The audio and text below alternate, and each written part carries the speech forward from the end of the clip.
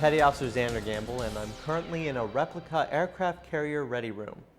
Here we have technology that the early naval aviators of 1911 could only dream of. Throughout this show, you will hear the stories of 5 naval astronauts. But where did naval aviation come from? What are its roots? December 1903 will always be a historical landmark for aviation, with the first powered flight by the Wright brothers. The Navy was called into action in order for Glenn H. Curtiss and Eugene Ely to try the first carrier takeoff in 1910. Although the attempt failed, it opened the partnership the Navy would have with aviation.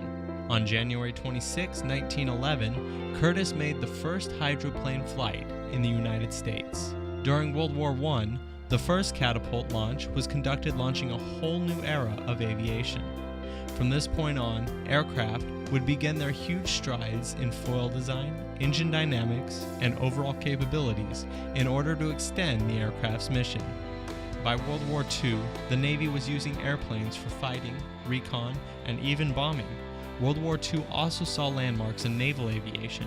December 7, 1941 was one of the largest airstrikes ever seen at the time. Seaborne aircraft were used in all sorts of fleet action, as seen in the battles of Midway and Bismarck.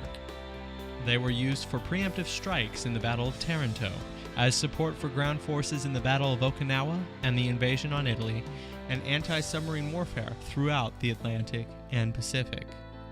Since World War II, naval aviation has made history on land, at sea, and even in space.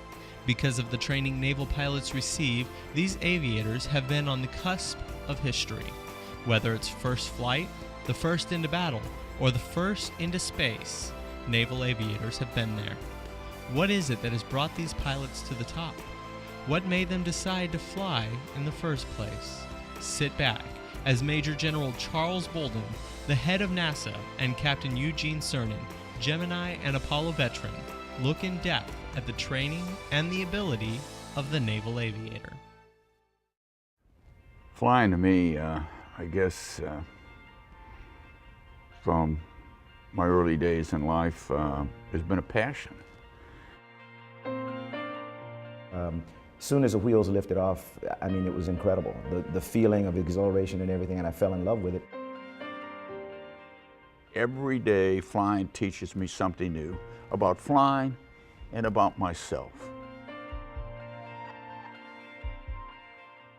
The change from the Wright brothers to an F-18 or an F-35 or an F-22 in the Air Force today is incredible.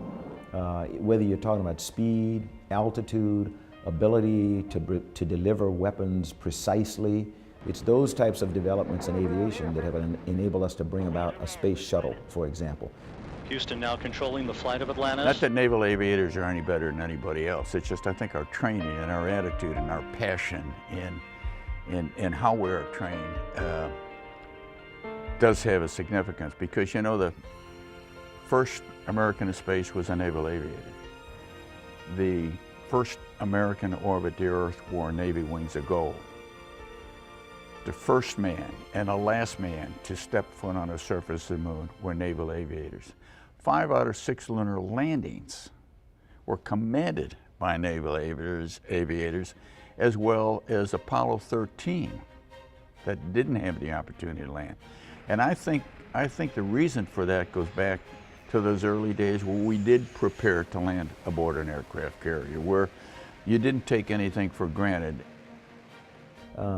People sometimes forget that things like the space shuttle or even a capsule, at some point in their life, going into space and coming back, they turn into aerodynamic vehicles. And even if it's a cone, it's got to be able to glide through the atmosphere and make a landing somewhere in the ballpark for where we want it. That's what naval aviation teaches, precise landings. When you're coming back aboard a carrier, I mean, you've got to be very precise. You can trap on 1 of 4 wires. If you miss them, then you're toast. And that's just a level of precision that is unprecedented. We do the same thing in the space program. In carrier aviation, if you don't plan on being the best, then you're in the wrong job, because anything less than the best is not good enough. And if you are not in control of your destiny, if you don't make it happen, it ain't going to happen. And I think that carries over to the challenges that we had, that training, that background as naval aviators, to the challenges that we had and the commitment we made to be the best.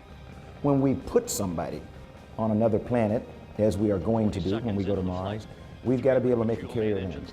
We've got to be able to send them to a very precise spot on the Martian surface that we know it's going to be safe and level and everything else. When we sent Neil Armstrong to the surface of the moon, what was most incredible about that was it was a precise carrier landing.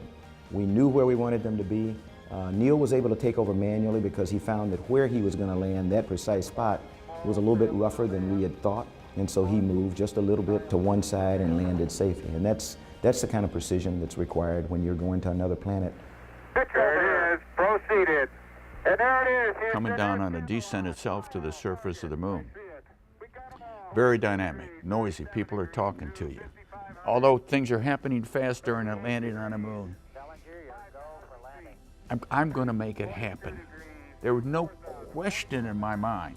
And if a problem occurred and I had to board, I was prepared to do that.